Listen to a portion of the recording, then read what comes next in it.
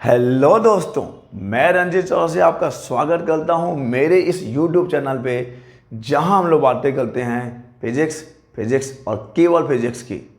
और कभी कभी हम लोग शायरी भी करते हैं, ज़रूरी है शायरी भी करेंगे। लेकिन चलिए देखते हैं कि आज क्या पढ़ना है। आज हमको पढ़ना है थर्मोडायनामिक, यानी कि ऊष्मागतिकी। जी हाँ, हिंदी में ये होता है ऊष्मागतिकी। ऊष्मागतिकी दिख रहा है कि नहीं बच्चा? दिख रहा होगा। ऊष्मागतिकी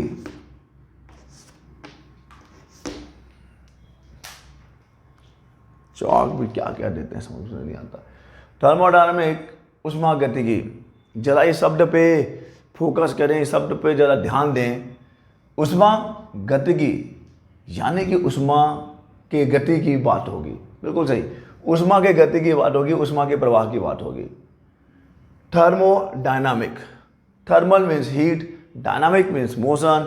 तो हीट के मोशन की बात करेंगे, और हीट के मोशन की बात करना ही क्या है, ये साइंस ही है थर्मोडायनामिक। ये जो विज्ञान है ना, ऊष्मा के गति की बात करना, ऊष्मा की बात करना, ये है आपका ऊष्मागतिकी। इंग्लिश में थर्मोडायनामिक है।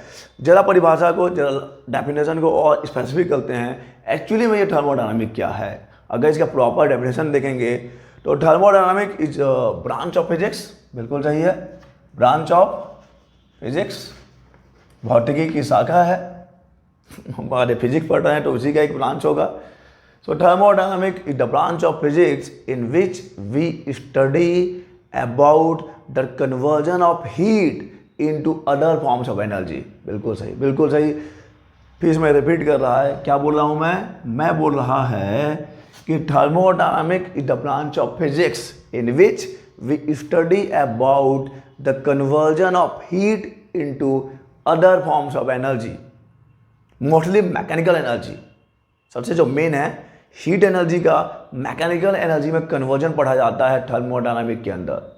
ऊष्मागतिकी भौतिकी की वह शाखा है जिसके अंतर्गत ऊष्मीय ऊर्जा का रूपांतरण ऊर्जा के अन्य रूपों में पढ़ा जाएगा, और विशेष रूप से यांत्रिक ऊर्जा में, या ये आप यांत्रिक कार्य भी बोल सकते हो, मैकेनिकल वर्क भी बोल सकते हैं। क्लियर है ये?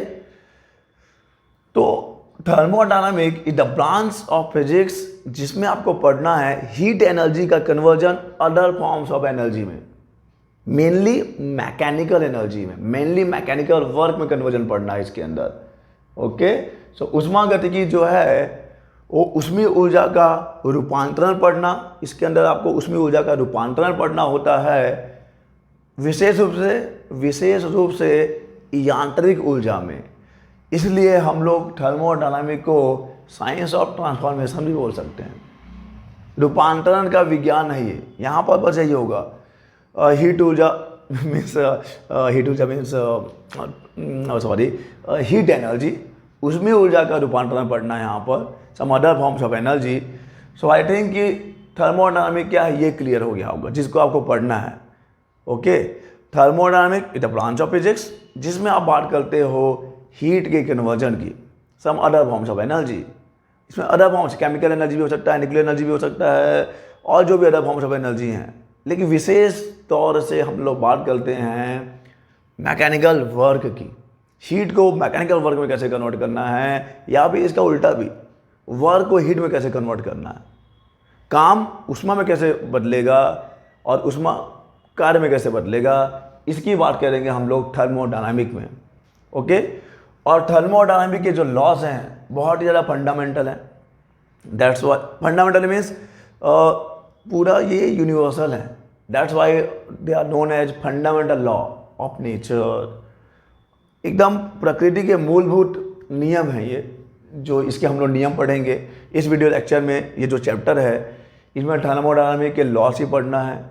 ऊष्मागतिकी का शून्यवान नियम, ऊष्मागतिकी का प्रथम नियम, ऊष्मागतिकी का द्वितीय नियम, ऊष्मागतिकी का तृतीय नियम। 4 नियम है, आपने पढ़ा होगा, स्कूल लेवल पे पढ़ा होगा। ऊष्मागतिकी मीन्स थर्मोडायनामिक के there are 4 laws, zeroth law, first law, second law and third law, और इसी को स्टडी करना है इस चैप्टर में। सो थर्मोडायनामिक क्लियर है। अब हम लोग आगे बढ़े, कुछ और डेफिनेशन देख लेते हैं। मेन टॉपिक को पढ़ने से पहले कुछ डेफिनेशन देख लेते हैं, जैसे कि ये थर्मोडायनामिक सिस्टम क्या है जी। नोट करते रहिए आप, जो आपके काम की चीज़ लगता है आपको नोट करिए, जो आप याद नहीं कर सकते हैं। थर्मोडायनामिक्स क्या होता है, थर्मोडायनामिक सिस्टम क्या होता है, थर्मोडायनामिक सिस्टम क्या होगा जी हाँ। ऊष्मागतिकी निकाय क्या होता है, बिल्कुल आप हिंदी में नोट करिए, हिंदी मीडियम वाले बच्चे जो हैं। ऊष्मागतिकी निकाय क्या होता है, आप जानते हो निकाय क्या होता है। निकाय जो है कणों का समूह होता है, अणु परमाणु आयनों का समूह होता है, वो आप निकाय बोलते हो। लेकिन हम लोग यहाँ बात कर रहे हैं थर्मोडायनामिक निकाय की, तो निकाय तो निकाय ही रहेगा, सॉरी यार दोनों मिक्स हो जा रहा है। थर्मोडायनामिक सिस्टम यानी ऊष्मागतिकी निकाय की बात कर रहे हैं। चलिए इसको परिभाषित करें और समझें कि हम लोग बार बार वर्ड यूज़ करेंगे सिस्टम सिस्टम सिस्टम या निकाय निकाय निकाय, तो इसको समझ लेना बहुत ज़रूरी हो जाता है। थर्मोडायनामिक सिस्टम एक्चुअली ये है यूनिवर्स का एक ऐसा रीजन, REGION, द रीजन और स्पेस बोल सकते हैं आप, द रीजन और space at which our study is focus, region और space at which our study is focused.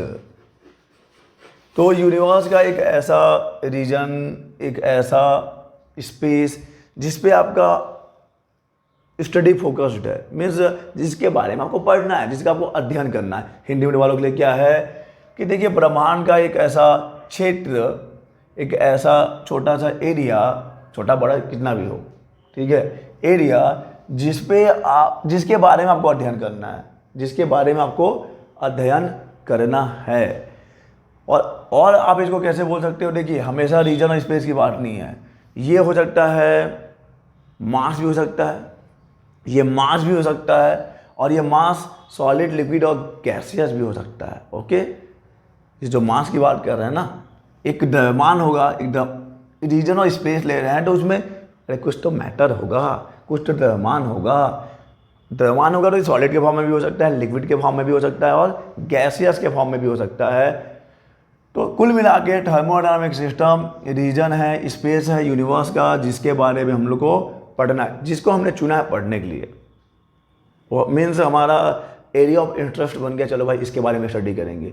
अगर आपने किसी भी चीज़ को उठा लिया, जैसे कि चलिए एक कप है, ये कप को मैंने उठा लिया और बाकी मेरे को बस इस कप के बारे में अध्ययन करना है, इसके अंदर क्या है, तो इसके अंदर चाय है, नहीं है, ख़त्म हो गया, ठीक है, चाय है, ठीक है। तो जिसके बारे में आपको पढ़ना है, तो ये जो इसके अंदर का जो एरिया हो जाएगा, इसके अंदर जो मैटर है, जो मास है, जो द्रव्यमान है, वो हमारा पूरा क्या है, वही हमारा सिस्टम है, वही हमारा निकाय है, थर्मोडायनामिक सिस्टम है।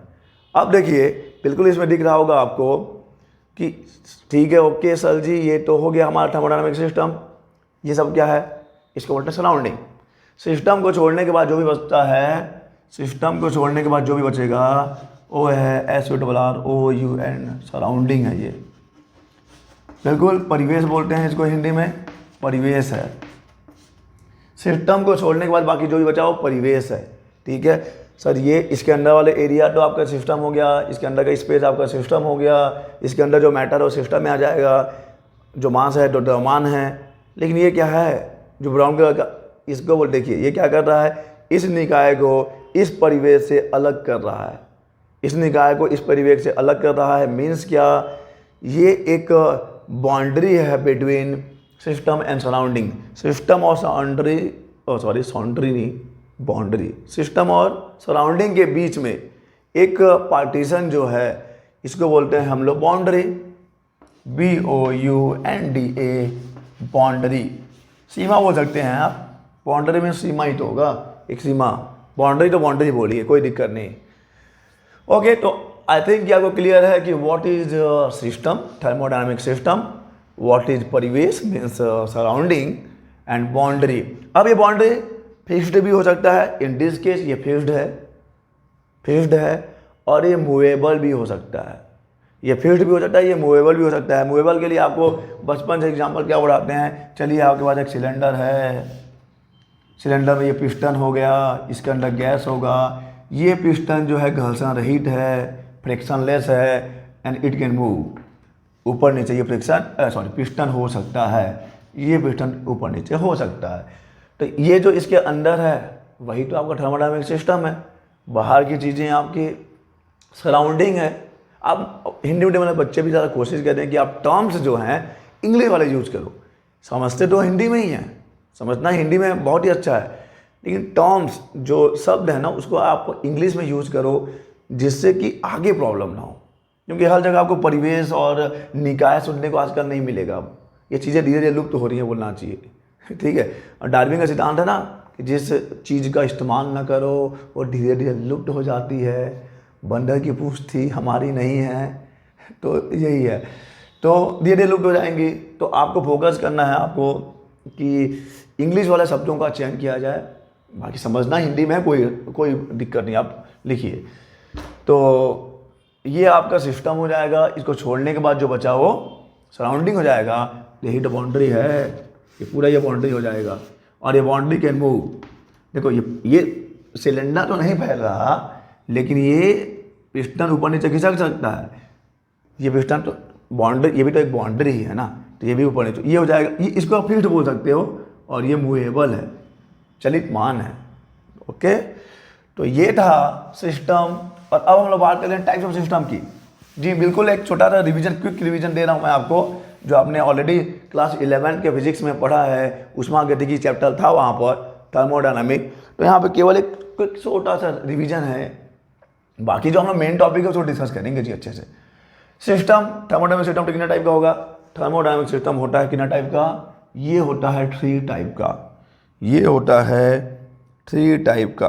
Okay, number 1 is open system, number 2 is closed system, and number 3 is isolated system. जी हाँ, ओपन मीन्स खुला बोल सकते हैं, खुला निकाय, बंद निकाय। आइसोलेटेड विलगित। ठीक है जी। अब देखिए ये ओपन सिस्टम, क्लोज सिस्टम और आइसोलेटेड सिस्टम क्या है।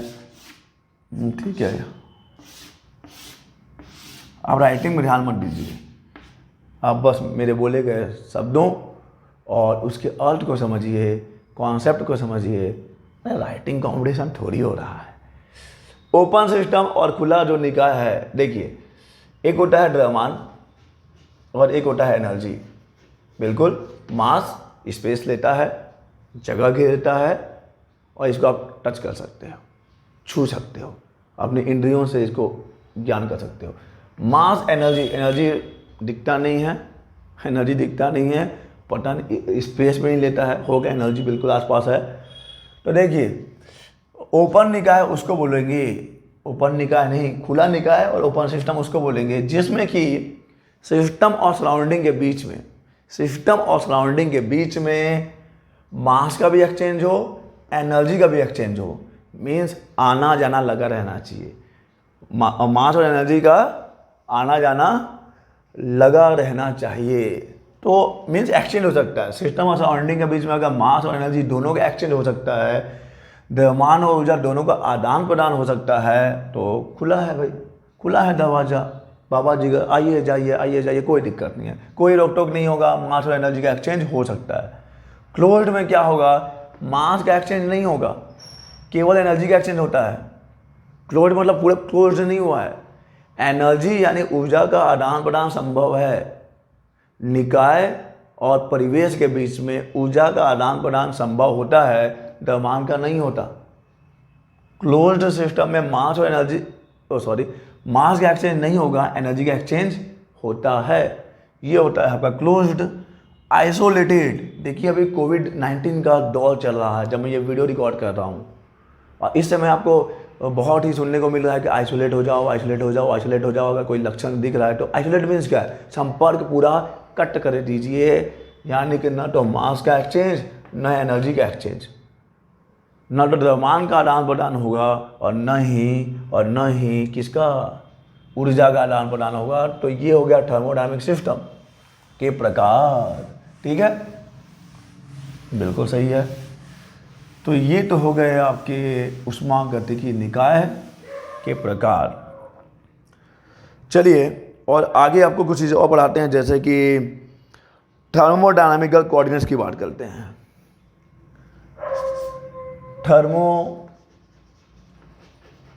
डायनामिकल कोऑर्डिनेट्स ये केवल देखिए परिभाषा है जी, हो सकता है एग्जाम में आपके शॉर्ट टाइप क्वेश्चंस में आ जाए और आया हुआ भी है।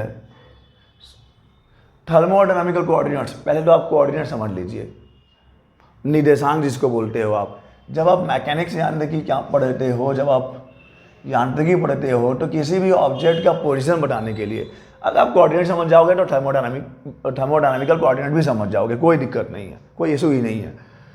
एक्स वाई जेड बनाते हो आप, ले लेते हो अपना कोऑर्डिनेट एक्स वाई जेड ले लेते हो, और फिर किसी भी ऑब्जेक्ट का, वस्तु का, बॉडी का, पिंड का स्थिति बताने के लिए आप एक्स वाई जेड यूज़ करते हो, एक्स वाई जेड कोऑर्डिनेट बोलते हैं, उसको आप निर्देशांक बोलते हो। वैसे ही चलिए मान लीजिए आपके पास एक थर्मोडायनामिकल सिस्टम है, आपके पास एक थर्मोडायनामिकल सिस्टम है। देखिए जी, मैं बना रहा हूँ एक थर्मोडायनामिकल सिस्टम। जी हाँ, पूरा हमारा थर्मोडायनामिक इसी में कट जाएगा, यूँ ही कट जाएगा सफ़र साथ चलने से, हो मंजिल आएगी पास आगे बढ़ने से। तो ये वही पिस्टन है जो ऊपर नीचे हो सकता है, इसके अंदर गैस भरा है। मान लीजिए अभी इसका दाब P1 है, वॉल्यूम V1 है और टेम्परेचर T1 है। और ये P1 V1 T1 क्या है? अरे ये P1 V1 T1 क्या है? किसी भी बॉडी की वस्तु को, बॉडी की वस्तु नहीं, वस्तु या बॉडी या पिंड की स्थिति को बताने के लिए आपने X Y Z variables use किए थे। वैसे ही यहाँ पर किसी भी निकाय, थर्मोडायनामिकल निकाय, थर्मोडायनामिकल सिस्टम, ऊष्मागतिकी निकाय के अवस्था को बताने के लिए, उसके स्टेट को बताने के लिए, स्टेट, थर्मोडायनामिकल स्टेट को रिप्रेजेंट करने के लिए हम लोग यूज करते हैं thermodynamic variable, pressure, volume, temperature. Main यही है, मेन। फिर आपको एंथैल्पी भी आ जाएगा, इंटरनल एनर्जी भी आ जाएगा, एंट्रोपी भी है। वी विल सी, जैसे जैसे हम लोग आगे बढ़ेंगे देखेंगे, एक ही बार पूरा नहीं खाना है, अपच हो जाएगा, डाइजेस्ट नहीं होगा, और फिर डाइजेस्ट नहीं होगा तो क्या होगा, फिर तो होगा प्रेशर, वॉल्यूम, टेम्परेचर। इसको आप बोलते हो ऊष्मागतिकी के जो ये चर हैं, ऊष्मागतिकी चर थर्मोडायनामिक वेरिएबल्स हैं जो आपके थर्मोडायनामिकल सिस्टम के स्टेट को रिप्रेजेंट करते हैं। किस स्टेट पे, किस इंस्टेंट ऑफ टाइम पे, अगर उसका प्रेशर मालूम है, वॉल्यूम पता है, टेम्परेचर पता है, तो आप बताओगे कि आपका गैस इस अवस्था में है अभी। प्रेशर, वॉल्यूम, टेम्परेचर से आप रिप्रेजेंट करोगे। ओके, तो to represent the state of the thermodynamic system we use thermodynamic variables, pressure, volume and temperature.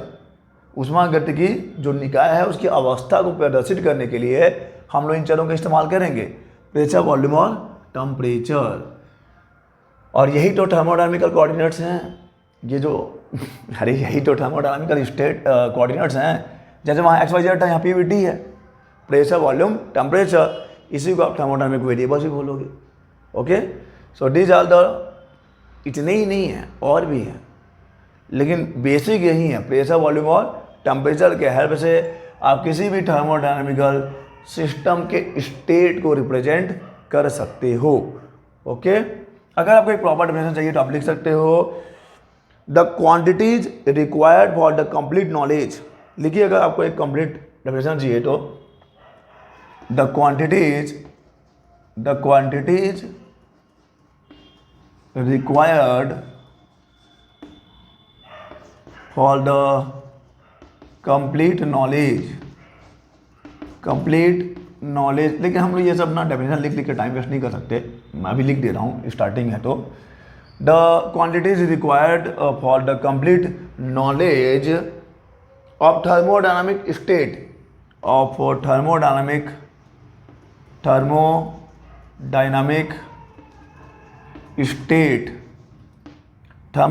State of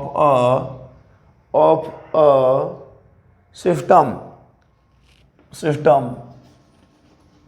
इसके बाद आपको लिखना है is called thermodynamical coordinates. Okay, Hindi में समझ लेते हैं, लिख तो लिया इंग्लिश में। ऐसे भौतिक भौतिक तो नहीं है, ऐसी राशियों की बात है क्योंकि यहाँ फिजिकल नहीं लगा है ना। The quantities required for the complete knowledge of the thermodynamic state of a system is known as thermodynamical coordinates. तो किसी भी आपका एक थर्मोडायनामिक सिस्टम है, उसके स्टेट को जानना है, उसकी अवस्था को जानना है, तो हम लोग यूज़ करते हैं कुछ क्वांटिटीज़ को। क्वांटिटीज मीन्स कुछ राशियों का इस्तेमाल करेंगे और उन राशियों को ही, जिससे कि आप अपने थर्मोडायनामिकल सिस्टम ऊष्मागतिकी निकाय के अवस्था को प्रकट करोगे, अवस्था को प्रदर्शित करोगे, या ये क्वांटिटीज आपको क्या देंगी, कंप्लीट नॉलेज देंगी। नॉलेज ऑफ द थर्मोडायनामिकल स्टेट वही है, स्टेट को जानना है। तो ये कुछ राशियों का आप इस्तेमाल करोगे, प्रेशर, वॉल्यूम, टेम्परेचर, दाब, आयतन और तापमान, ठीक है। तो ये होता है आपका थर्मोडायनामिकल कोऑर्डिनेट, थर्मोडायनामिकल कोऑर्डिनेट, ठीक है जी। इसमें भी कोई दिक्कत नहीं है, बहुत इजी है ये। इन सब चीज़ों को रटिए मत, इन सब चीज़ों को समझिए, ठीक है। अब आगे बढ़ेंगे हम लोग देख लेते हैं अवस्था समीकरण क्या होता है। अवस्था समीकरण, equation of state, equation of state, अवस्था समीकरण। चलिए देखिए,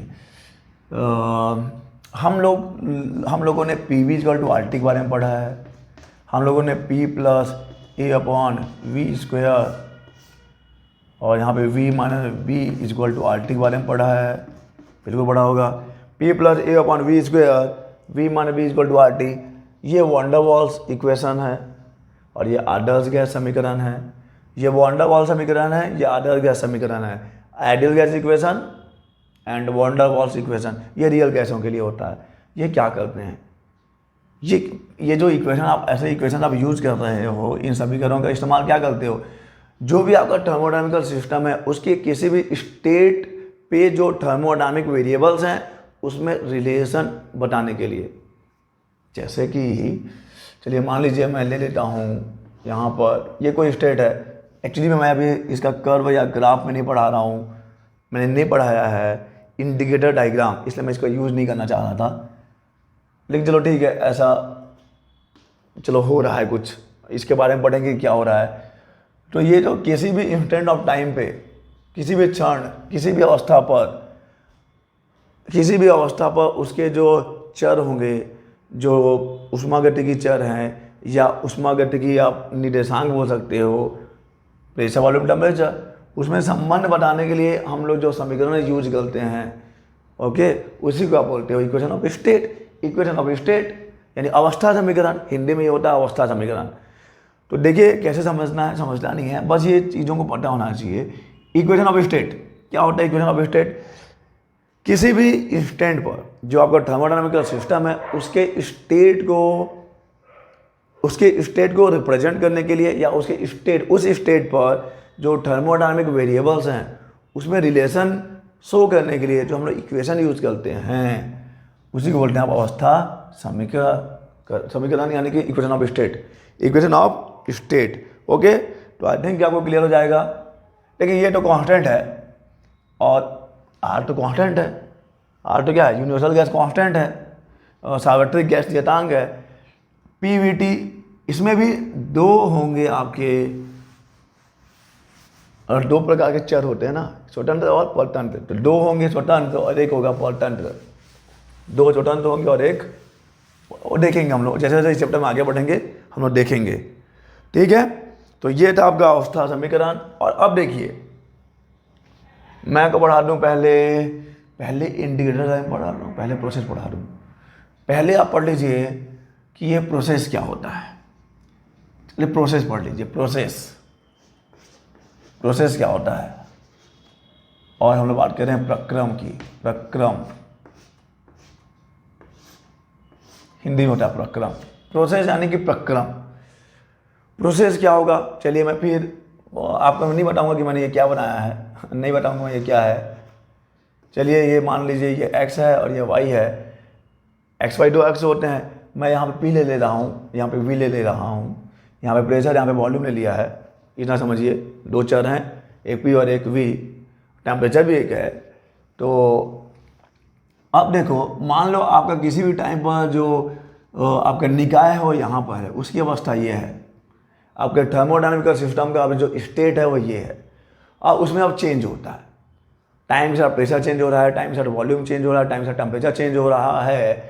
तो चेंज होने के बाद अब अभी यहाँ पे क्या है, यहाँ पे प्रेशर P1 है और वॉल्यूम V1 है और टेम्परेचर T1 हो। फिर इसके बाद हम लोग आ गए इधर कहीं, आप आ गए मीन्स आपका निकाय आ गया, आपको थर्मोडायनामिकल सिस्टम आ गया, और यहाँ पे P2 V2 और T2 हो गया। ठीक है, अभी ये है। तो ये जो है यहाँ से लेकर यहाँ आने वाला जो प्रोसेस है, यही तो प्रक्रम है। इसी को तो आप बोलते हो प्रोसेस, थर्मोडायनामिकल प्रोसेस। प्रोसेस में प्रक्रम, प्रक्रिया की बात हो रही है। तो जब टाइम के साथ थर्मोडायनामिकल वेरिएबल्स में चेंज होता है, ओके, तो आपके थर्मोडायनामिकल सिस्टम का स्टेट चेंज होगा, स्टेट चेंज होगा। और स्टेट जिन जिन रास्तों से चेंज होके गया है उसको आप उस रास्ते से गुजरते जाइए, आपको मिल जाएगा एक प्रक्रम, एक प्रक्रिया मिल जाएगी कि देखो इनिशियल तो ये है, फाइनल ये है। आपने यहाँ से स्टार्ट किया है, यहाँ एंड हुआ है। This is the initial state, final state, प्रारंभिक अवस्था, अंतिम अवस्था। लेकिन प्रारंभिक अवस्था से अंतिम अवस्था तक का जो सफ़र आप देखोगे, ये प्रोसेस है, ये प्रक्रम है। ठीक है, तो सिंपली अगर आपको समझना है कि ये प्रोसेस क्या है, ये प्रक्रम क्या होता है, तो आपको ये जानना है कि टाइम के साथ थर्मोडायनामिकल वेरिएबल्स में चेंज होता है, चेंज होगा, उसका स्टेट चेंज होगा, आपके थर्मोडायनामिक का स्टेट चेंज होगा। और जिस जिस तरीके से चेंज होता हुआ गया है, बस उसको आप फॉलो करिए, तो आपको मिल जाएगा एक प्रोसेस, एक प्रक्रम। ठीक है, आप सिंपली बोल सकते हो, सिंपली कैसे परिभाषित करना है, the change in state of the thermodynamical system. Change in state, change होना चाहिए। ठीक है, ओके, हाँ, तो ये था प्रक्रम की बात। अब हम लोग प्रक्रम के प्रकार पढ़ लें। प्रक्रम के प्रकार बहुत सारे हैं, जो काम का देखते हैं। पहला होता है, देखिए ये रिवीजन ही है, तो ज़्यादा डेप्थ में जाने कोई तात्पर्य नहीं है, क्योंकि हमको मेन टॉपिक पे आना है जो हमारे एग्जाम के पॉइंट ऑफ व्यू से इंपॉर्टेंट है। एक होता है देखिए आइसोथर्मल प्रोसेस। आइसोथर्मल प्रोसेस यानी कि समतापीय प्रक्रम, आप लिख सकते हैं हिंदी में यहाँ पर। दो, isobaric, isobaric. Number 3 isochoric, and number 4 adiabatic. Adiabatic, बिल्कुल मैं हिंदी में भी नाम बता रहा हूँ। आइसोथर्मल समतापीय, आइसोबेरिक समदाबीय, समदाबीय, आइसोकोरिक सम आयतनिक, एडियाबेटिक रुद्धोष्म। ठीक है, तो देखो नाम ही है आइसो आइसो आइसो यानी समान।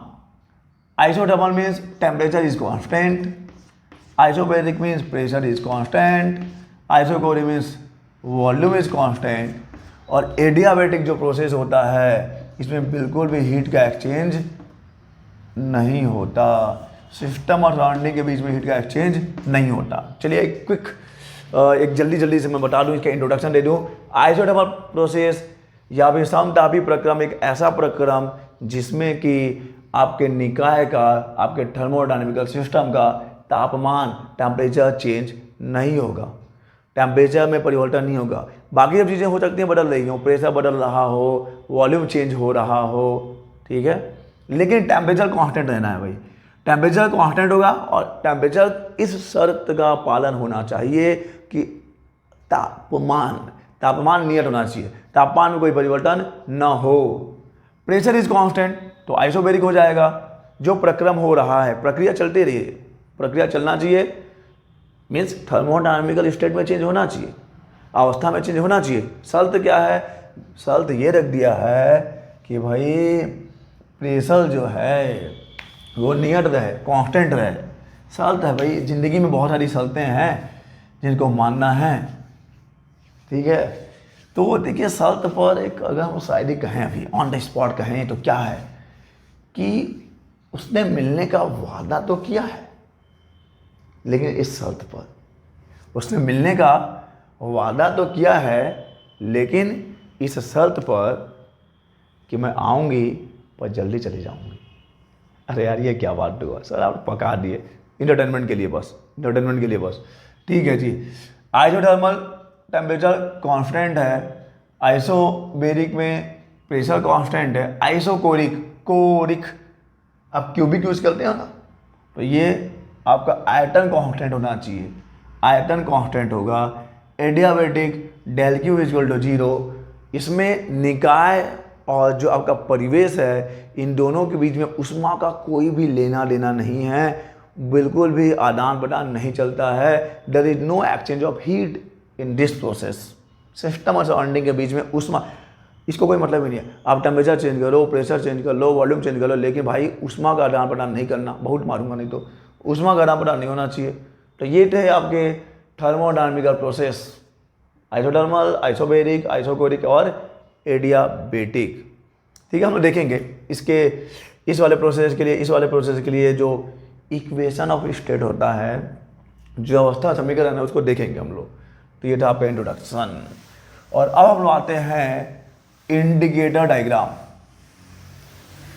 इंडिकेटर डायग्राम को हिंदी में क्या बोलेंगे, देखिए फर्क नहीं पड़ता, आप नाम याद रखिए। हम लोग बात कर रहे हैं किसकी, हम लोग बात कर रहे हैं इंडिकेटर डायग्राम की। इंडिकेटर डायग्राम की बात करेंगे और इंडिकेटर डायग्राम ही बनाएंगे हम लोग। आप हिंदी में भी यही बोलिए, indicator diagram, indicator diagram, indicator diagram.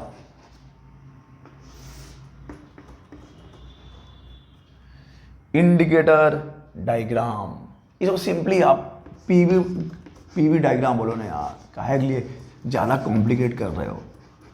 Pressure volume diagram जो है, प्रेशर वॉल्यूम डायग्राम को या बोलते हो इंडिकेटर डायग्राम। देखिए ये मैं ले लेता हूँ अपना XYZ समथिंग XYZ, तो Z तो नहीं लेना है यहाँ पे, ये ले लिया X, ये ले लिया Y। हम लोग क्या करते हैं, इस वाले अक्ष पे Y पे ले लेते हैं P को और X पे ले लेते हैं V को, है ना। P और V क्या है, यही तो है थर्मोडायनामिकल वेरिएबल है प्रेशर वॉल्यूम। अब प्रेशर वॉल्यूम में चेंज होगा तो आपका जो थर्मोडायनामिकल सिस्टम है वो इट अंडरगोस अ प्रोसेस, और प्रोसेस मीन्स वहाँ पे एक प्रक्रम चलेगा। अरे यार डायरेक्ट इनिशियल से फाइनल उड़ के नहीं पहुँच जाओगे ना। अगर मान लो आपको कोरबा से रायपुर जाना है, चलो कोरबा को नहीं जानते होगे आप लोग शायद, तो अगर आपको रायपुर से दिल्ली जाना है या चलो दिल्ली से मुंबई जाना है, तो क्या उड़ के जाओगे? हाँ जाओगे, एरोप्लेन से उड़ के जाओगे। लेकिन यहाँ लुप्त होके वहाँ प्रकट हो जाओगे क्या? नहीं, आपका जो स्टेट चेंज होगा वो एक प्रक्रम से होके गुजरेगा। जैसा कि आपको बाई रोड जाना है मान लीजिए, तो आप दिल्ली से निकलेंगे तो पूरा ये रोड होते हुए आपको पहुँचना है मुंबई, ठीक है। तो वैसे ही प्रक्रम क्या होता है, थर्मोडायनामिकल स्टेट में चेंज होगा। ओके, तो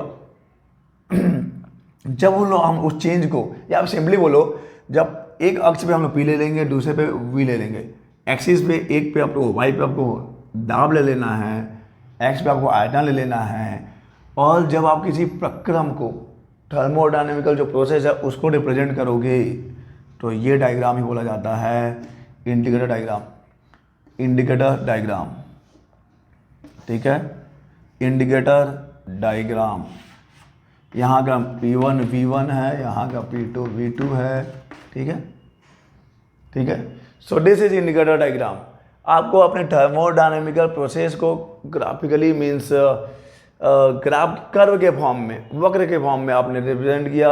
आपने P और V ले लिया, एक अक्ष पे Y ले लिया और एक अक्ष पे X, एक अक्ष पे Y ले लिया, Y तो रहता ही है, ये Y है, ये X है।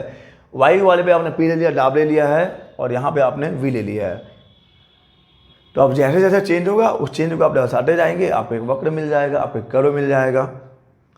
तो इंडिकेटर डायग्राम, पीवी डायग्राम, जो भी आपका थर्मोडायनामिकल प्रोसेस है उसके स्टेट को आप P और V दो इन वेरिएबल्स, इन चरों के मध्य प्रदर्शित करिए, आपको मिलेगा इंडिकेटर डायग्राम। पीवी कर्व बोलिए, आप पीवी डायग्राम बोलिए, सिंपली पीवी डायग्राम। अब देखो हमने कुछ प्रोसेस पढ़ा, कौन कौन सा प्रोसेस पढ़ लिया यार? हमने पढ़ा है प्रोसेस सम और समतापीय आइसोथर्मल, आइसोबेरिक, आइसोकोरिक, एडियाबेटिक। ठीक है, तो हम लोग इन चारों प्रोसेस के लिए देख लेते हैं इंडिकेटर डायग्राम कैसा बनता है, उसका प्रारूप कैसा होगा, उसका स्वरूप कैसा होगा, ताकि हम लोग को जहाँ यूज़ पड़े हम लोग ले लें। चलिए मैं बना रहा हूँ आइसोथर्मल के लिए। यहाँ पे ले लिया मैं प्रेशर और यहाँ पे ले लिया वॉल्यूम। मैं छोटा बनाता हूँ ताकि सब एक ही बन जाए, छोटा बनाता हूँ ताकि सब एक ही बन जाए, सब में अंतर स्पष्ट हो जाए। तो ये मैं ले लिया आपका, ये एक्चुअली में आप 11 में पढ़ चुके हो यार, प्रेशर वॉल्यूम। एक और ले लेता हूँ, प्रेशर वॉल्यूम। एक और ले लेता हूँ यार, प्रेशर वॉल्यूम। बस एक और, अंतिम बार मिलने आ मुझसे। ठीक है, पीवी पीवी पीवी पीवी, यही तो इंडिकेटर डायग्राम बनेगा। पी और वी के बीच में आप ग्राफ खींचिए, आपको मिल जाएगा। अब मान लो कि ये T इक्वल टू सी है, means T equal to C means क्या, temperature is constant, isothermal process है, और इसको ले लेते हैं प्रेशर इज कांस्टेंट है, सॉरी प्रेशर इज जीरो नहीं है, प्रेशर इज कांस्टेंट है। यहाँ पर ले लेते हैं वॉल्यूम इज कांस्टेंट है, और यहाँ पर ले लेते हैं del Q is equal to zero. Okay, समतापीय, समदाबीय, समायतनिक, रुद्धोष्म, आइसोथर्मल, आइसोबेरिक, आइसोकोरिक, एडियाबेटिक। देखते हैं ग्राफ कैसे बनता है, कर्व कैसे बनेगा। देखिए जी, ये फॉर्म होता है ऐसा। ठीक है, जब भी आपका कोई प्रोसेस आइसोथर्मली अकर हो रहा है तो ये ऐसा बनेगा। कांस्टेंट प्रेशर के लिए ये ऐसा बनेगा जी। ठीक है, और अगर हम लोग बात करें कांस्टेंट वॉल्यूम की तो ये ऐसा बनेगा। देखिए ना जी, वॉल्यूम तो चेंज हो रहा है, अरे वॉल्यूम तो चेंज हो ही रहा है, क्योंकि सॉरी हाँ वॉल्यूम तो चेंज हो ही रहा है, प्रेशर कांस्टेंट रखना, दोनों में कंफ्यूज हो गया था। यहाँ पे वॉल्यूम तो कांस्टेंट नहीं है ना, यहाँ प्रेशर कांस्टेंट है, तो प्रेशर तो कांस्टेंट है, वॉल्यूम तो बदल ही रहा है, हर घड़ी बदल रही है वॉल्यूम आयतन, लेकिन प्रेशर कांस्टेंट है। इस वॉल्यूम के लिए प्रेशर यही था, इस वॉल्यूम के लिए प्रेशर यही था, इस वॉल्यूम के लिए प्रेशर यही था। और यहाँ पर देखिए वॉल्यूम कांस्टेंट है, प्रेशर चेंज हो रहा है, ऊपर जाओगे तो प्रेशर चेंज होगा, इधर बढ़ोगे तो वॉल्यूम चेंज होगा, लेकिन क्या वॉल्यूम में कोई चेंज हुआ है? नहीं। तो ये है टेम्परेचर कांस्टेंट। टेम्परेचर कांस्टेंट के लिए कर्व ऐसा बनेगा, प्रेशर कांस्टेंट के लिए ऐसा बनेगा, वॉल्यूम कांस्टेंट के लिए ऐसा बनेगा, और बनेगा किसके लिए? ये बनेगा एडियाबेटिक के लिए। सर ये दोनों तो एक ही जैसा है, इन दोनों में अंतर कैसे स्पष्ट करेंगे? कर लेंगे यार, स्पष्ट कर लेंगे, हम लोग कर लेंगे, समझदार आदमी है, हम लोग देख के पता लगा लेंगे। जब हम लोग पढ़ेंगे आगे मैं आपको बताऊंगा कि इसमें और इसमें क्या अंतर है। तो पहले अभी आप इतना याद रखिए कि ऐसा प्रारूप होगा जो भी आपका समतापीय है, समदाबीय है, समायतनिक है, रुद्धोष्म है, आइसोथर्मल, आइसोबेरिक, आइसोकोरिक, एडियाबेटिक, जहाँ भी प्रोसेस होगा ऐसा डायग्राम आपको बनाना है। अब चाहो तो सबको मिला के एक ही बना सकते हो। ठीक है, तो ये तो था आपका प्रोसेस के बारे में और इंडिकेटर डायग्राम के बारे में। Indicator diagram, okay. और अब हम लोग आगे बढ़ जाएं अपने इस प्रक्रम में। हम लोग निकाल लेते हैं वर्क डन, निकाल लेते हैं work done by and on the system. Work done निकालेंगे, work done, work done by and on the system, and on the system, on the system. देखिए यार, पहली बात तो मैं क्लियर कर दूं, work done by the system and work done on the system. Work done by the system, अगर system ने काम किया है, अगर निकाय ने काम किया है तो उसको बोलोगे work done by the system. और अगर आप निकाय के ऊपर काम कर रहे हो, अगर हम लोग सिस्टम के ऊपर काम करेंगे, वर्क करेंगे, तो हो जाएगा work done on the system. और दोनों के लिए जो चिन्ह हैं, आप बिल्कुल मैं याद दिला रहा हूँ बस कि अगर दोनों के लिए चिन्ह के देखें तो work done by the system है, work done by the system, उसको पॉजिटिव लेना है, और work done on the system को नेगेटिव लिया जाता है। यह है साइन कन्वेंशन। चिन्ह परिपाटी यही कहता है कि जो work done by the system है, मीन्स जो सिस्टम काम कर रहा है, जो निकाय काम कर रहा है, उसको पॉजिटिव धनात्मक लीजिए। और अगर आप सिस्टम पे काम कर रहे हो या आपको काम मिलता है सिस्टम काम कर रहा है मतलब वो आपको काम दे रहा है पॉजिटिव, और अगर आप सिस्टम को काम दोगे, उसके ऊपर काम करोगे तो नेगेटिव। ये दो चीज़ें याद होना चाहिए। चलिए अब हम लोग इस वर्क डन के लिए एक फार्मूला डिराइव करें। तो हम लोग ले लेते हैं थर्मोडायनेमिकल सिस्टम और वही सिस्टम फिर लेंगे जो बचपन से लेते आ रहे हैं। ये रहा एक सिलेंडर, ये एक सिलेंडर हो गया। सिलेंडर में चलो ये एक पिस्टन बना दिया मैं, फ्रिक्शनलेस पिस्टन है, फ्रिक्शनलेस है, घर्षण रहित है, मीन्स खिसक सकता है। और इसके अंदर है हमारा गैस। ओके, मान लो भी इनिशियल जो है, जो अवस्था है, इनिशियल अवस्था है, इसका नाम P1 है, वॉल्यूम V1 है, टेम्परेचर T1 है, P1 V1 T1, P1 V1 T1। और यहाँ पे आपने कुछ भार रखा हुआ है, भार जिंदगी का बोझ, ताकि ऊपर ना उठ पाए। बिल्कुल सही है जी, बहुत बड़ी सीख दे रहा है आपको। अगर बोझ लेके चलोगे तो ज़िंदगी में आगे या ऊपर नहीं उठ पाओगे। आप देखो, जैसे ही मैं बोझ हटाऊंगा यहाँ से, इस भार को हटाऊंगा, ये ऊपर खिसकेगा। चलिए ये ऊपर खिसक के मान लीजिए यहाँ तक आ गया। तो याद रखिए, अगर आप बोझ लेके आगे बढ़ोगे तो फिर आगे कहाँ बढ़ पाओगे, ऊपर कहाँ उठ पाओगे।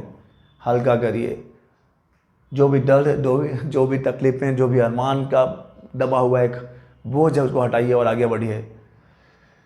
चलते रहने का नाम ज़िंदगी है दोस्त। ठीक है, तो अब मान लो ये गैस में एक्सपेंशन हो गया, मान लो इसका विस्थापन, पिस्टन का विस्थापन, अच्छा इसको पिस्टन बोलते हैं ना, याद है। ये सिलेंडर है जी, दिस इज सिलेंडर यानी बेलन, and this is piston. Piston को पिस्टन नहीं बोलेंगे, सिलेंडर को बेलन नहीं बोलेंगे, सिलेंडर ही बोलेंगे। यार क्या बेलन में रोटी बनाना है क्या? नहीं नहीं, रोटी नहीं बनाना, पिस्टन। तो ये हो गया विस्थापन, और मान लो डेल एक्स इज द विस्थापन, और मान लेते हैं इसका एरिया ए है, जो पिस्टन है। देखो ये आपको दिख रहा होगा कि चौकोर नहीं है यार, गाड़ी में जो सिलेंडर लगा होता है, देखा ना, धुक धुक करता है।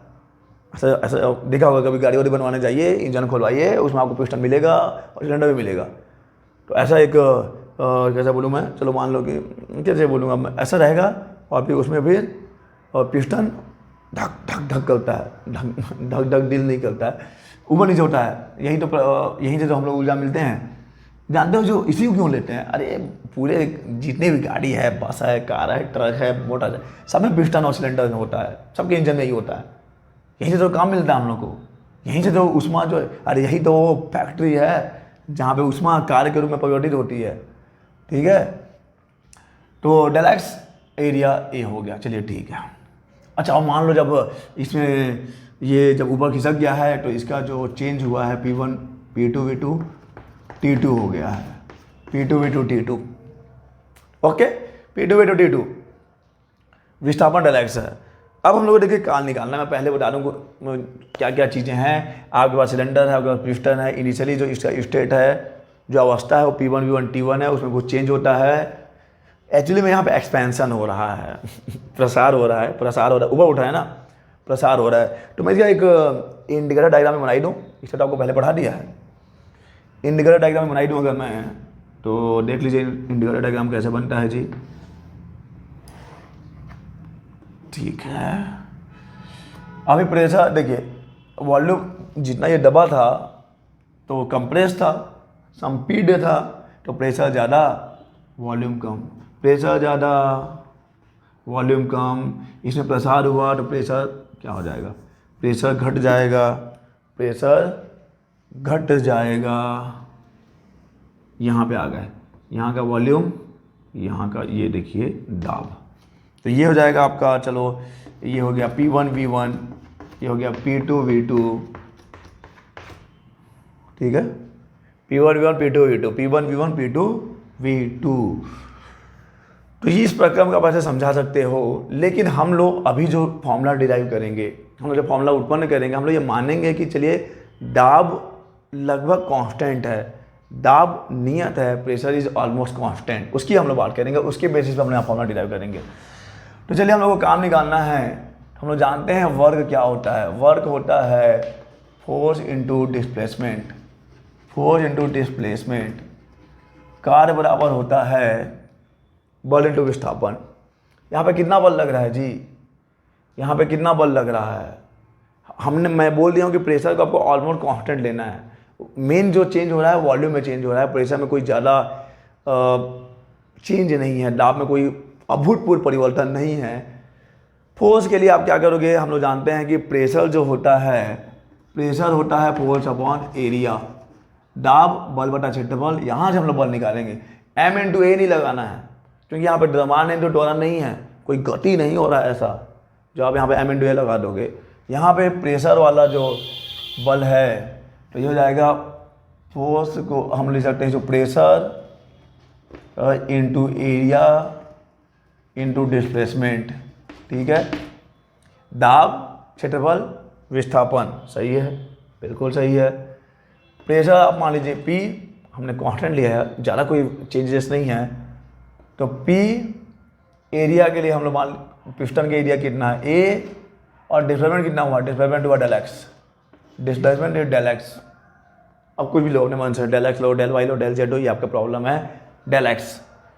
अब जैसा देखें हम लोग, ये तो इसका एरिया हो जाएगा ऐसा, अगर ये गोली ऐसा है, उसका वृत्ति है, अगर इसकी आकृति को देखोगे तो ये हो जाएगा एरिया, और ये ऊपर किसका इतना कितना, डेल एक्स। तो अगर एरिया में डेल एक्स का इंटू करेंगे तो क्या मिलेगा, एरिया में एक और एरिया में 2 डायमेंशन पहले से है, एरिया में 2 विभाएँ पहले से ही हैं, एरिया में लंबाई इंटू चौड़ाई पहले से ही होता है। इसमें अगर हम लोग ऊंचाई का और इंटू कर दें या गहराई का इंटू कर दें तो आपको क्या मिल जाएगा, आपको मिल जाएगा आयतन। तो इसको आप बोल सकते हो P into del V, P into del V, ठीक है। तो ये हो जाएगा वर्क, लेकिन अभी टोटल वर्क डन नहीं है ना यार, तो स्मॉल डिस्प्लेसमेंट लिया है ना, पढ़ा है कि नहीं, स्मॉल डिस्प्लेसमेंट लिया है तो स्मॉल वर्क डन होगा। छोटा सा विस्थापन तो छोटा सा काम, छोटा सा विस्थापन तो छोटा सा काम होगा। dw equal to P into del V. अब मान लो कि आपका आयतन V1 से V2 तक चेंज हुआ है पूरा एकदम, तो इसके लिए आप क्या करोगे, इंटीग्रेट करते हो, टोटल वर्क डन के लिए इंटीग्रेट, कहाँ से कहाँ तक जाओगे, V1 से V2 जाओगे, और हो जाएगा P डेल वी है। आप चाहो तो इसको dv भी लिख सकते हो, चलो मैं यहाँ डेल वी ही लिख दूँ, क्या दिक्कत है, W। लेकिन अगर आप इंटीग्रल आपने यूज किया है तो आपको, मेरे को लगता है कि for very small change in volume आपको dv लिखना चाहिए, क्योंकि डेल जो है, तो डेल के लिए आप सिग्मा लगाइए, डेल के लिए आप V1 से लेकर कहाँ तक जाइए, V2 तक जाइए, और P डेल वी करिए। ये सम्मेशन के फॉर्म में है, ये इंटीग्रेशन के फॉर्म में है, दोनों का मतलब एक ही, लेकिन यहाँ पे देखो डेल है तो थोड़ा सा कंप्रेसिबल चेंज है, एक अच्छा सा चेंज आपको देखने को मिलेगा, और ये बहुत ही अल्प, कम से कम एकदम न्यूनतम चेंज के लिए आप ऐसा लिख सकते हो। तो ये हो जाएगा वर्क डन का फॉर्मूला। जब एक गैसीय निकाय में देखिए यहाँ पर जब प्रसार हो रहा है तो ये हो जाएगा W equal to integration of V1 to V2 PdV। तो ये फॉर्मूला या ये फॉर्मूला याद रखिए, ये याद रखिए, दोनों एक ही है जी, दोनों एक ही है। V1 to V2 PdV, V1 to V2 PdV, ठीक है, V1 टू V2 PdV। ये था work done by the system है। और work done on the system negative लेना है आपको, work done on the system के लिए यहाँ पर नेगेटिव कर दोगे आप, work done on the system के लिए आप यहाँ पे क्या करोगे, नेगेटिव कर दोगे, ठीक है, बहुत अच्छे। अब देखते हैं ये जो वर्क डन है, जो किया गया काम है, उसको अगर हम लोग PV डायग्राम में दिखाएं, PV डायग्राम यानी कि इंडिकेटर डायग्राम में दिखाएं, तो ये किया गया काम को हम लोग कैसे प्रदर्शित कर सकते हैं। तो मान लिया कि मेरे पास एक प्रक्रम, एक प्रोसेस है जो कि जा रहा है कहाँ से कहाँ तक जी, ये जा रहा है P से V तक, ये यहाँ पे P, और ये P से V मीन्स P1 V1 लेना पड़ेगा ना दोस्त, P1 V1 ले लीजिए आप।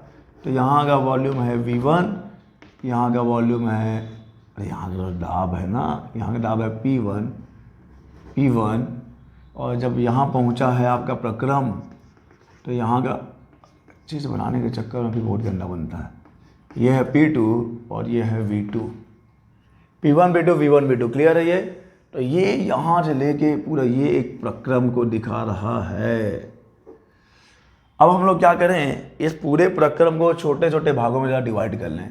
चलो हम लोग इस ए से डायरेक्ट बी ना आके हम लोग पहले इधर से इधर आएंगे, फिर यहाँ से यहाँ आएंगे, फिर यहाँ से यहाँ आएंगे, तो बहुत सारे छोटे छोटे अल्पांशों में बांट लीजिए।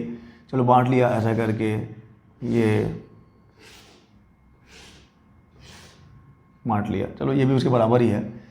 अब मैं इसमें से कोई सा भी एक अल्पांश अपनी स्वेच्छा से अपनी मर्जी से ले लेता हूँ। मैं ले लिया ये वाला, ये है। चलिए इसको मैंने दे दिया, ये ए से बी तक गया है और ये सी से D. Okay, A B C D की बात करते हैं हम लोग। एक्चुअली मैं इस प्रोसेस की बात कर रहा हूँ जी। ए से बी तक जो चेंज हुआ है, ए से बी तक जो परिवर्तन हुआ, मैं उसकी बात कर रहा हूँ। तो देखिए, ए से जब आपका प्रक्रम, जब आपका प्रोसेस ए से बी तक गया है तो चेंज इन वॉल्यूम कितना होगा? Digital change in volume, volume D से सी गया है। इसको बहुत ही चेंज इन वॉल्यूम, अल्प चेंज इन वॉल्यूम बोल सकते हो आप, स्मॉल चेंज इन वॉल्यूम, लेकिन वॉल्यूम चेंज हुआ है, वॉल्यूम चेंज हुआ है, डेल वी कंसिडरेबल है। इसको आप एकदम इग्नोर नहीं कर सकते, नेगलेक्ट नहीं कर सकते, तो डेल वी हो जाएगा आपका। और अब देखिए आगे, लेकिन अगर मैं चाहूँ प्रेशर को, तो या प्रेशर तो ज़्यादा कोई चेंज नहीं है, यानी यहाँ से लेके यहाँ तक का जो प्रेशर है इसको मैं ऑलमोस्ट भी ले सकता हूँ। यहाँ से हाँ मीन्स ए और बी प्रेशर तो ऐसे चेंज होगा ना, यहाँ से जब यहाँ तक आओगे, तो जब आपने इसको ऐसे लिया है तो इस वाले प्रेशर और इस वाले प्रेशर में कोई ज़्यादा चेंज नहीं है।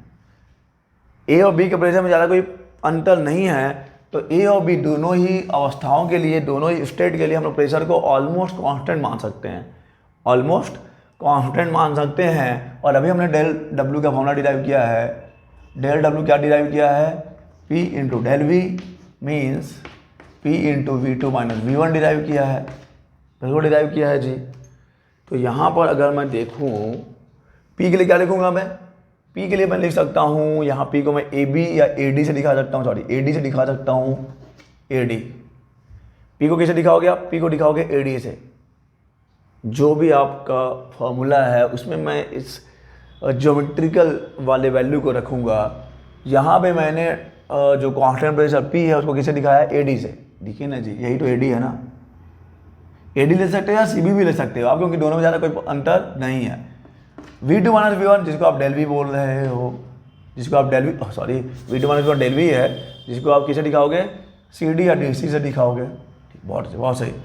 लेकिन ये क्या है? A D into C D क्या है जी? A D into C D. अगर मैं इसको एक आयत मान लूँ ऐसा, अगर इसको मैं एक आयत मान लूँ, ये मेरा आयत अगर, तो ये लंबाई इंटू चौड़ाई नहीं है क्या? लेंथ इंटू ब्रेथ नहीं है क्या?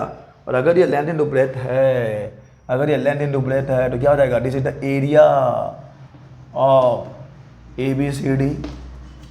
Area of A B C D की बात कर रहे हो आप। और अगर आप area of A B C D की बात कर रहे हो मीन्स आप एरिया अंडर किसकी बात कर रहे हो? एरिया अंडर पीवी,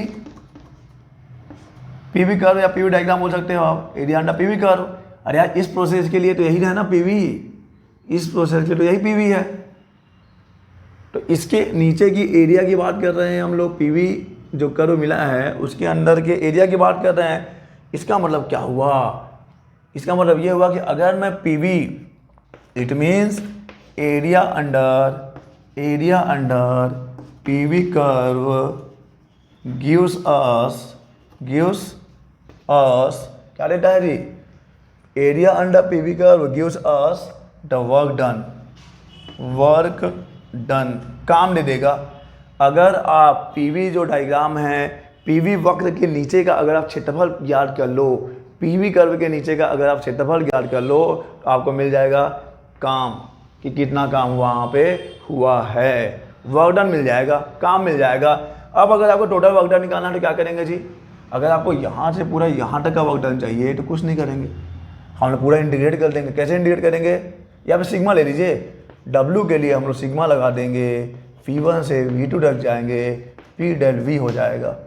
V1 से V2 तक जाएंगे, यानी मेरे को फिर इस केस में ना यहाँ से लेके यहाँ तक का एरिया निकाल लेना है। कोई भी गुणा भाग करके मैं निकाल लिया, अगर ये एरिया, अगर मैं ये एरिया निकाल लूँगा, अगर ये क्षेत्रफल निकाल लूँगा, तो मेरे को A से B जो प्रक्रम हुआ है, इस प्रक्रम में किया गया मैं कार्य निकाल लूँगा, इस प्रक्रम में मैं किया गया कार्य निकाल लूँगा। तो ये बहुत इंपॉर्टेंट पॉइंट है, आप याद रखिए। कि जो पीवी कर्व होता है, जो पीवी वक्र होता है, उसके नीचे का अगर आपने एरिया निकाल लिया, क्षेत्रफल निकाल लिया, यानी आपको मिल जाएगा उस प्रक्रम में किया गया कार्य मिल जाएगा, कार्य मिल जाएगा। ओके, तो ये पॉइंट आप नोट करिए और याद रखिए। यहाँ तक भी एग्जाम में आने की संभावना बिल्कुल ही नगण्य है। बेसिक है, आज का क्लास ही बेसिक है, ठीक है। अब हम लोग क्या करना है, नेक्स्ट टॉपिक जो हम लोग नेक्स्ट लेक्चर में ही डिस्कस करेंगे, क्योंकि वीडियो बहुत ही लंबा हो रहा है, अपलोड करने में दिक्कत होती है। नेक्स्ट वीडियो में हम लोग वर्क डन निकालेंगे फॉर डिफरेंट प्रोसेसेस। अलग अलग प्रक्रम के लिए हम लोग अलग काम निकालेंगे, अलग अलग प्रक्रम के लिए काम निकालेंगे। और उसके बाद जो नेक्स्ट वीडियो होगा उसमें हम लोग पढ़ेंगे फर्स्ट लॉ ऑफ थर्मोडायनामिक और उसके एप्लीकेशंस। तो चलिए, आई होप कि आपको ये वीडियो लेक्चर पसंद आ रहा होगा। अगर पसंद आ रहा है तो प्लीज़ इसको लाइक करो, शेयर करो, कमेंट करो, क्योंकि ये बीएससी सेकेंड ईयर का टॉपिक, हम लोग पूरे बीएससी सेकेंड ईयर के फिजिक्स को कवर करने वाले हैं इस वीडियो लेक्चर की सीरीज़ में। तो प्लीज़ आप इसको शेयर और सब्सक्राइब करिए, और हौसला बुलंद करने के लिए कमेंट बॉक्स में कमेंट करो, प्लीज़ अप्रिशिएट करो अगर आपको अच्छा लगता है तो, बाकी कोई ज़बरदस्ती नहीं है। चलिए, तो तब तक के लिए हम लोग आपको बोलेंगे, मैं आपको बोलूँगा अलविदा।